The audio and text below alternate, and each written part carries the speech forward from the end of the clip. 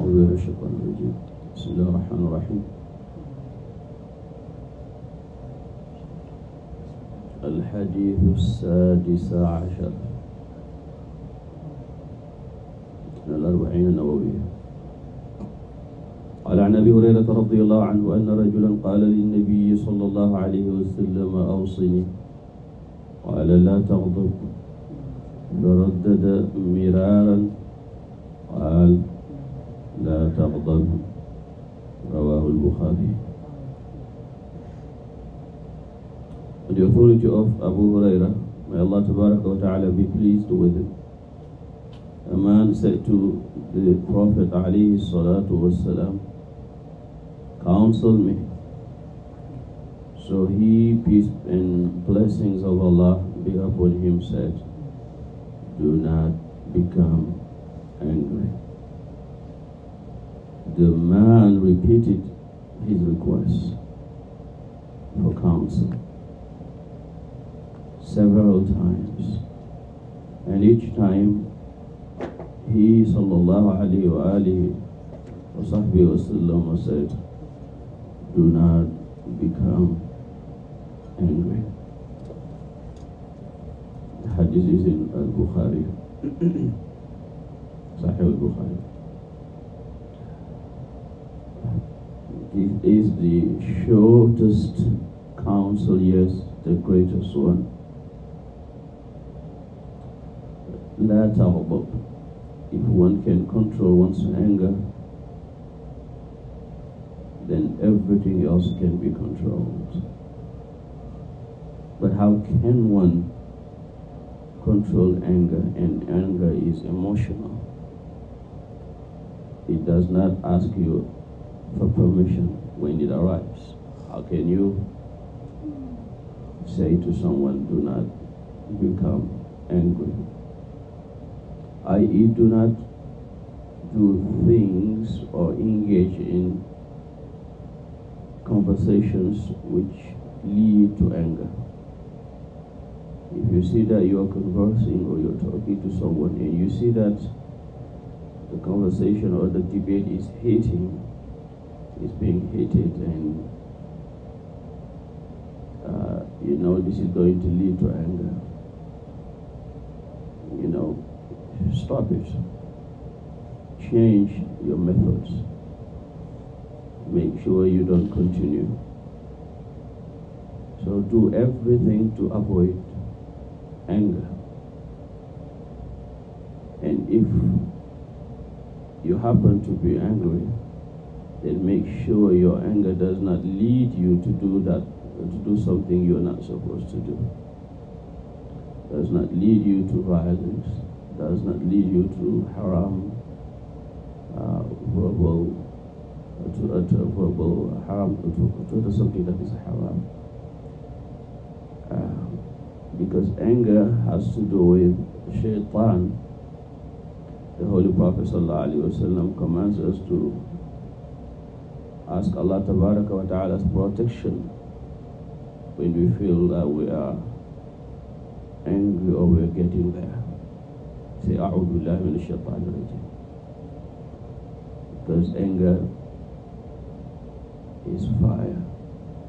Shaitan is created from fire.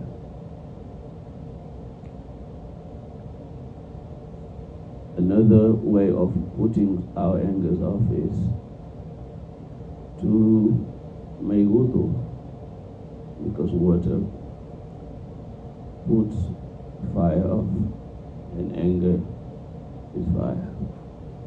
You make wudu and the anger is gone. Another way of putting our anger off is to deactivate ourselves.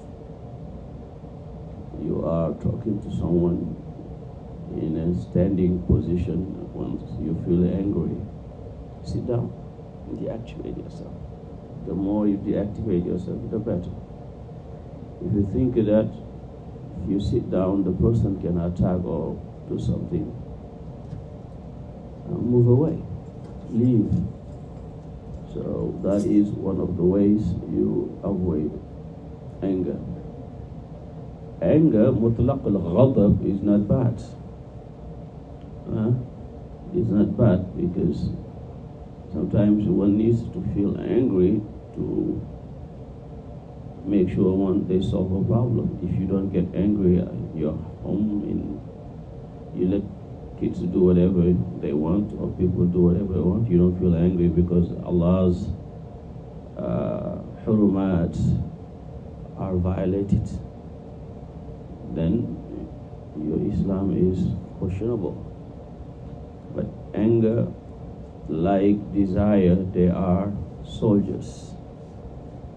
They are soldiers for the human spiritual heart, for the human, you could say, intellect, but let's say spiritual heart. Meaning, you need an amount of it that is managed by you, not by emotion. Don't let your emotions overcome you. Don't let your desire overcome you. Don't let your anger overcome you. They're just like soldiers. The desire, you need to eat so that you can be strong. You need also sometimes to react to things that are not good for you to put things back to normal.